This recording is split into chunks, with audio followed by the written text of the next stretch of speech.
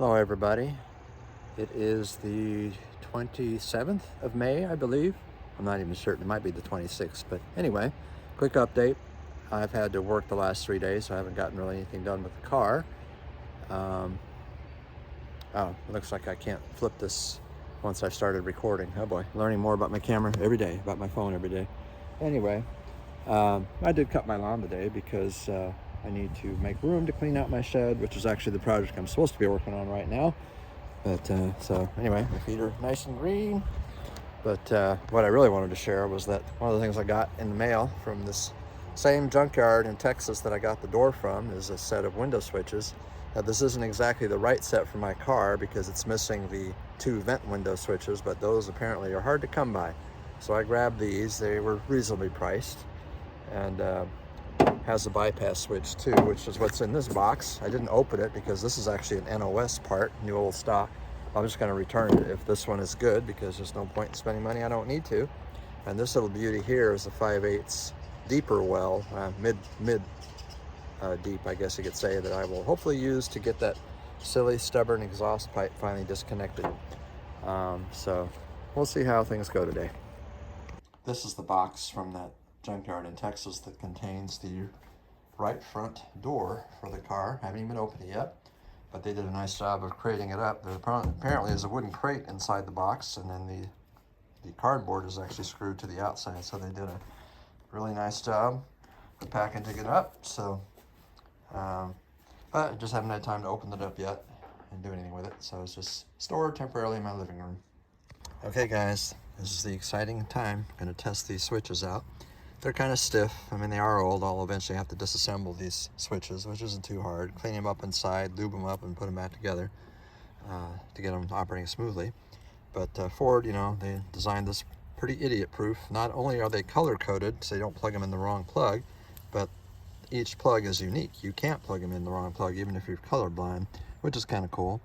So here's that bypass switch I've talked about before, where you can actually operate the windows without the key. As long as you have power, you can actually operate the windows without a key. So here's the first test, and I didn't set up my phone stand yet, so I guess I'm just going to I wonder if I can do this with one hand. Let's find out. Bypass, here's the main window. First test. Oh, nothing happened. Okay, let's try this one. Nope. Oh, there we go. All right, the rear window worked. There we go. One switch worked. Well, it went down. It won't go up. That's okay. It's a start. Right rear, nothing. Okay, it's the switches. They're corroded pretty bad. Oh, there we go. There we go. Okay, so the rear windows work great. No problem. The other switches are just corroded too much, I guess. Yeah, I can't get that to move. Okay, anyway, that was the initial test, and you were here first. All right, real quick update. At long last, I finally got the last nut off on that exhaust pipe. And now both collars are loose that hold the pipes to the manifolds. The pipes are stuck to the manifolds, but that's okay. The other thing I thought I would do, since I was under there, was attempt to disconnect the motor mounts. The passenger side came off very easily, but the driver's side, she ain't coming loose. I even used that pipe over there to extend my leverage, you know, on my breaker bar, but I could not get it loose, and I decided, you know what, it's not that important right now. So I'm finally going to put the car back on the ground so I can then start removing the passenger front door and installing my replacement. And that's it for now. Okay, this is an experiment. Somebody suggested I get a stand for my phone, so I did. So I thought I would do a simple task here and see how it works. So I got some of these little chrome extenders for the valve stem, so it sticks all the way through these nice wheel covers. Otherwise, it's hard to get air in them. And the trick that I've learned over the years is you actually have to use your feet and your hands to get these things to stay on, because they are a tight fit.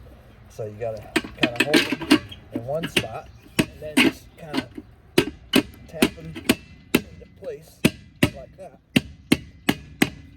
and then you're good. So if you're like me, use your feet like your hands, like a monkey, and you'll be in good shape. Well, that's going to wrap it for today, the 26th of May. I have a commitment this afternoon with friends. As much as I'd love to keep playing with my project, I do got to maintain my friendships as well. So anyway, at least I got it back on the ground. Got my little shiny valve extensions and all the wheels now, so that's done. So my next project when I get back to the car, whenever that is going to be to replace that door. But before I do that, I'm probably going to end up finally cleaning out my shed. I really need to do that because it's a mess in there. Later.